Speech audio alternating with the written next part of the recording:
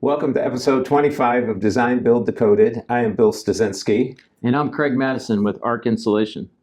and we are going to be talking about a little bit more in detail about insulation and some of the concepts and decision making that has to happen. You've seen the house insulated. Now we'll talk about some of the things that happened before that.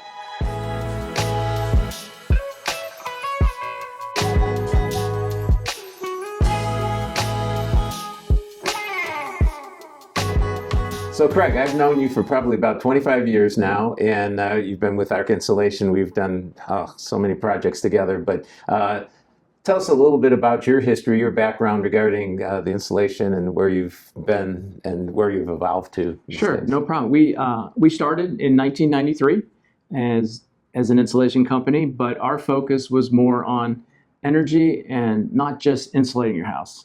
So, our background, the people that work at Arc Insulation, myself, I have a degree in marine engineering and thermodynamics. We have several people at the company who are BPI certified, which means that they've gone through the science of why houses work the way they work and why energy is so important. And when energy becomes more important as time has come along, we've also developed ways to enhance the home by bringing more efficient insulation. And it's not just about energy, because now it's all about air infiltration and comfort and air quality. So everything that goes in behind the drywall that you never really see is probably one of the most important assets. And that's what Arc has focused on from the very beginning, not just putting insulation in your walls, but to really understand why we do what we do and the effect it has on the home. And you mentioned comfort, and I think that's one of the key things that I always try to bring to the table is having something that's comfortable. The numbers are one thing regarding the insulation, but if you've got a drafty house, you're sitting next to a window and you can feel the air flying in, stuff like that. Exactly. So comfort, I think, is the number one priority when I look at what you're doing for insulation. And if you took a survey, the consumer number one topic of interest on a home from a consumer is comfort. And depending upon what state you are and the cost of your utilities, energy sometimes doesn't really play a part in a consumer's choice of insulation. However, it affects so much more than just insulation in a wall, and we'll get to that later on, I'm sure. Okay. But comfort, then air quality, especially since the COVID days and all that jazz, with air infiltration and pollutants and spores and viruses. And so air quality is like number two. Okay. And then energy efficiency is number three. So, while we're on the subject then, what are your kind of go-to methods of insulating that you like to see? Sure. When you talk about a house, obviously what we call the thermal envelope is the area that separates living space from non-living space, inside from outside. So that thermal envelope that goes from foundation to the rooftop to the other side of the foundation, that's what we're concerned about. So we really want to make that thermal envelope, that boundary, as tight and efficient as possible. We all know that warm air rises, cold air falls. It's fundamental physics. And so we really focus on the ceiling of a home. Not so much the walls, they're important, and we'll get to that later, but if warm air rises and cold air falls, we want to stop it here, and we're going to hold the heat in the house in the wintertime, but in the summertime, we're going to block the heat from coming in, because that's where it all happens. 75% of heat loss, heat gain is vertical, not sideways. People hear the term blower door, and what does a blower door do? And so what a blower door does is we actually measure the air infiltration that is actually coming through your walls and going out through your attic. And that's called ACH, which is simply air changes per hour. And a typical home with fiberglass would have 5,000 ACH or more. And the typical house that we tend to design and help insulate has an air rate below 2.0. And what that means is, as the warm air is leaving and we're pulling in outside air in the bottom, if that air is cold, we now have to heat it up.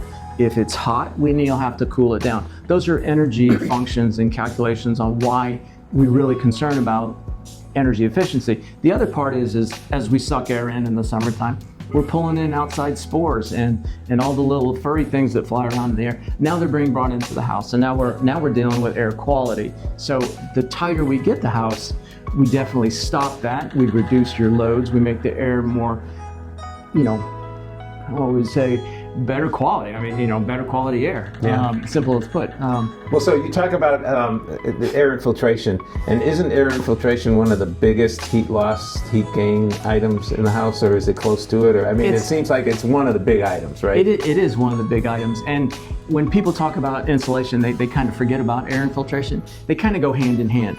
And one of the guys in my office, Jay Brandt, he's been with the company 30 years as well.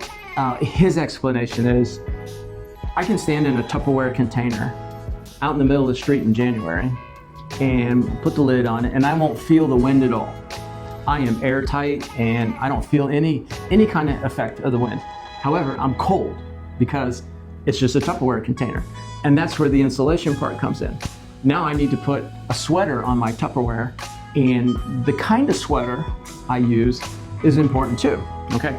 We all understand what a fishnet sweater is, right? They're very cool looking, really nice collars, but they're very porous and wind goes right through it. Well, that's kind of like fiberglass. But then you put on a fleece coat and these really secure, tightly woven clothes where no wind gets through it, and that's kind of like cellulose and foam. So they go hand in hand. Air infiltration plus a great insulation turns out a very energy efficient home, a very comfortable home, high quality of air content. So you don't have to worry about all of those aspects when you combine them together. So you mentioned fiberglass insulation, right? Mm-hmm. And that's always been the go-to insulation for a lot of builders and probably the lower end homes. But tell me, what's the advantages and disadvantages of fiberglass insulation? Okay, well, being my background, more of a thermodynamic kind of guy, it's fiberglass insulation is the bottom rung of a ladder of efficiency.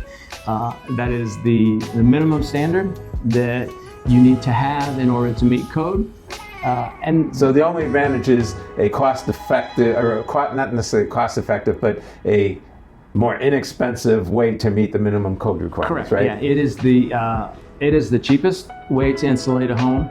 It is the minimum standard set by code. However, there are other standards and other levels of efficiency.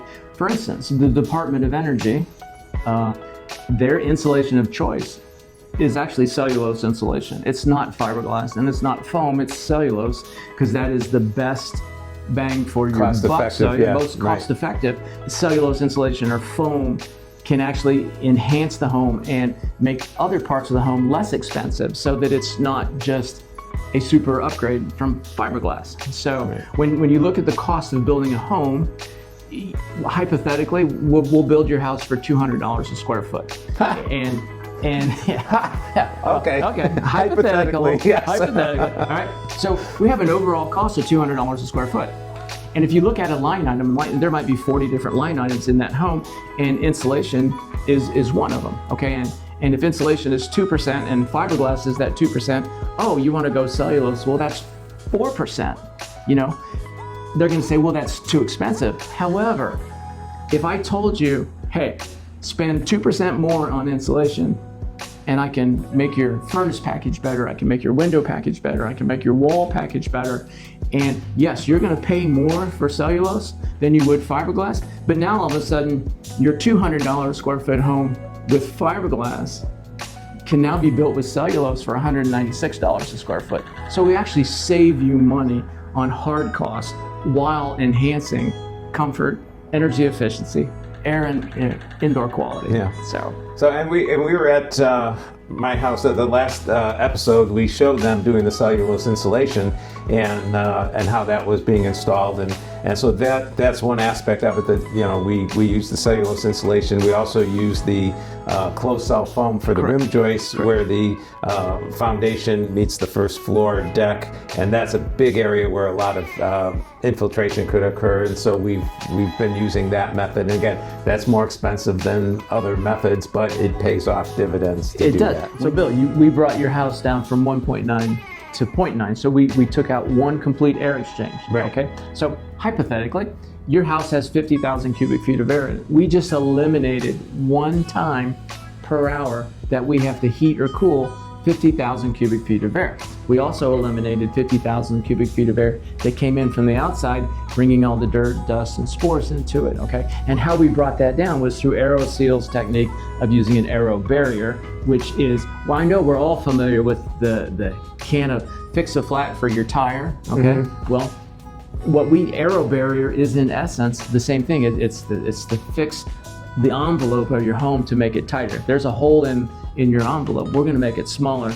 And what we do is we pressurize the house, like you explained, with a liquid latex that's atomized into the air. And wherever there's a hole going through the walls or the ceiling or anywhere, we're gonna plug it, seal it, and it'll be all dry with a green guard latex, environmentally safe, pH balanced, very healthy. And so that's how we do that. And when we do that, we eliminate that. You bring down your heating and cooling costs, and then you introduce an energy recovery system where we control mechanical ventilation to keep the air quality there, to keep the moisture down, to keep the dust mites out and things like that. So why don't we, I know you were out there filming it. Why don't you just jump out there? Let's go out and look at it. Yeah, so Mark, with your company was out there, and he gave us a great explanation of what was going on. Sure. So let's go take a look at that, because it's kind of interesting. You'll be slipping on this too, because the pressure is so much trying to push this door. And the pressure's trying to push out, so. Hard. Oh my gosh. A couple things though. So as we bring this house tighter and tighter, it becomes more important to balance the HVAC system. Correct. Because if you don't have a knowledgeable HVAC contractor on your team, they're going to size the equipment as if it's a 2,300 square foot conventional house, right? Yeah. And then what happens then, right? Yeah, It cycles like crazy. Yeah. You're going to have, the system not working efficiently. Yeah. So what you're talking about are all those schedules you call. Well, yeah, schedule A, B, C, whatever. I don't care. It's not my job. It's your job. Yeah, I just need to submit it and make sure they're right. No, so go ahead, talk about that a little bit. You're absolutely right. So once we've done all the insulation, air infiltration, we achieve all the things we've talked about. Now we have to get with our HVAC contractor and say, okay, the old-fashioned way of 1,000 square feet equals 1 ton, in the 50s and the 60s, that worked great. But now, 1 ton per 1,000 square feet is not the rule, because we're not heating and cooling again all that air that changes every hour. So now we have to go back and really look at the size of our ductwork, where we might have needed a 10-inch round. Well, now we only need a 6-inch round, because we only need that much air. Our ductwork is tighter, it's more efficient, the air is getting to where it's supposed to go. So that is very important. And also at your house, we did the AeroSeal of the ductwork, where we tightened all the ductwork down to the minimum leakage. So now I know that when the HVAC contractor says this room needs 15 cubic feet of air out of every register, I know that it's going to get there. And I don't need this huge fan. Now I need a little fan, okay? So when you play with the envelope, now you have to play with the guts of the house, and proper sizing of the furnace, the ductwork, airflow, layout, it's very critical. And houses that used to take 2 or 3 systems can now be done with 1 system and dampers, because we're heating the house where we need to heat it where we live. So we have a more balanced house, it's more comfortable, and it's not just everybody does their own thing, but we really need to work as a team, and every builder who builds a quality home will have a team that will interact with each other, understand each other, take the strength and weaknesses of what we do. I'm not an HVAC contractor, but I can certainly help him understand what's going on with what he doesn't touch. Right. He doesn't touch the walls, I do. Yeah. And I don't touch his ductwork, but he needs to know how efficient you're my making walls that are whole in order to make his package, system. yeah. So that whole team concept is really critical. Yeah. Yeah, absolutely. Yep. It's like a surgical team. You got a surgeon and you got everybody around him that makes it all work. Sounds good. You being the surgeon. Yeah.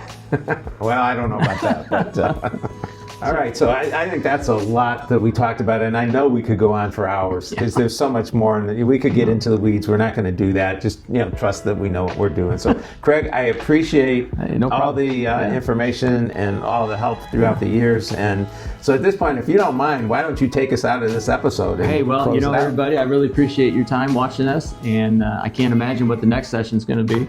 But we build a great house, and it's all about comfort air quality and energy efficiency, and we want you to like us and subscribe. So we'll see you on the next session.